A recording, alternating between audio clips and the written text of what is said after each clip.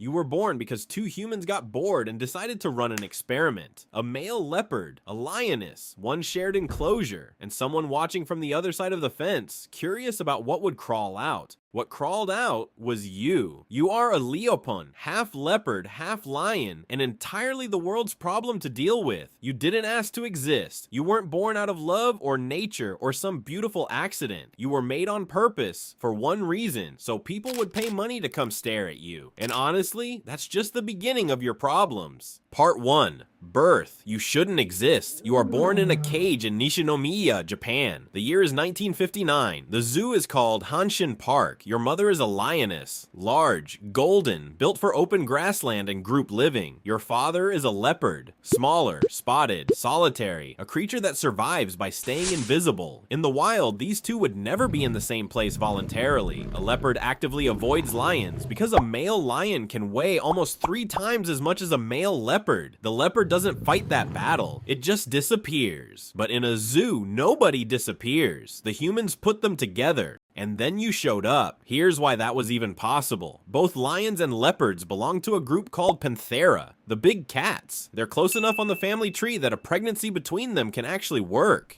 Not easily, not safely, but technically, yes. So you are born alive, breathing, eyes open, your mother cleans you, she is warm, she is present, but she cannot give you a pride or other cubs or anything resembling the life you were half built to need. From your very first breath, you are already something the world has no real place for. Part 2, your body is a mosaic. You grow and you look incredible. Your size and build come from your mother. Broad, solid, powerful. Your coat comes from your father. Spotted, rosetted, one of the most striking patterns in the animal kingdom. Your face leans lion. If you're male, you even grow a small rough mane around your neck, but it's thin and patchy, like someone started a lion's mane and then gave up halfway through. You are not a clean mix. You are not a blend. You are a mosaic. Different parts of you built from different blueprints, and those blueprints don't always agree. The clearest example is climbing. Deep in your instincts, there's a leopard voice telling you to go up. Leopards are famous climbers. They haul prey twice their own body weight into trees just to keep it safe. That voice in you is real and strong. Heights mean safety. Heights mean survival.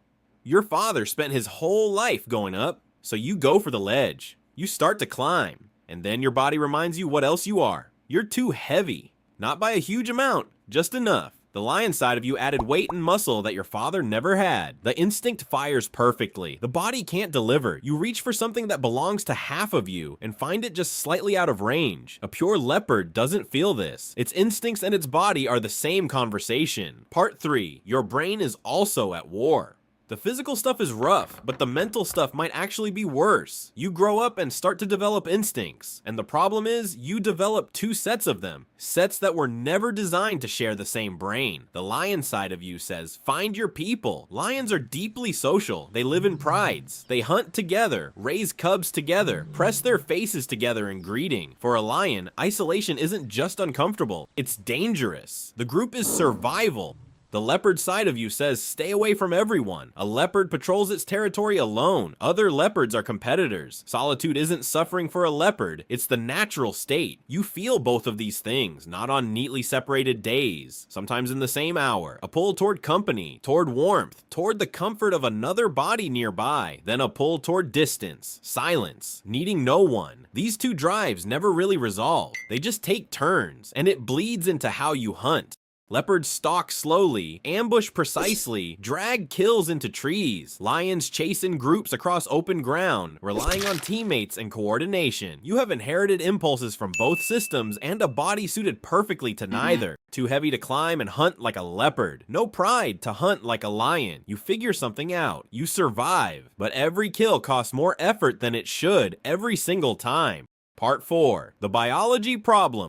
Now let's talk about what's happening inside your cells, because it's pretty wild. Every animal carries its genetic instructions on structures called chromosomes. Tiny threads packed inside every cell that tell your body what to be and how to work. Lions have 38 chromosomes. Leopards also have 38, same number. And that's the only reason you were born alive. Your parents' chromosomes could pair up well enough to grow a cub, but matching numbers don't mean matching instructions. Think of it like 2 different game instruction books that happen to have the same same number of pages. A chess manual and a checkers manual, same page count, completely different rules. Most of the time, your body manages this mismatch okay, but when it tries to do something that requires perfect precision and like making reproductive cells, the two books collide. Steps contradict each other. The process breaks down. The result, you are almost certainly sterile. You cannot have cubs, ever. Scientists actually have a name for why this hits males first. It's called Haldane's rule. In hybrid animals, males lose fertility first because their sex chromosomes are already mismatched by design. Add a species mismatch on top, and the system tips past the point of function. Whatever you are, this specific one-of-a-kind combination stops with you. You cannot pass it on. You were never designed to have a future. And even if you could reproduce, there's no one to reproduce with. There is no other Leopon. There is no mate, no partner, no one who shares your situation. You are genuinely one of the only creatures of your kind ever to exist on Earth. Part 5. Who made you and why?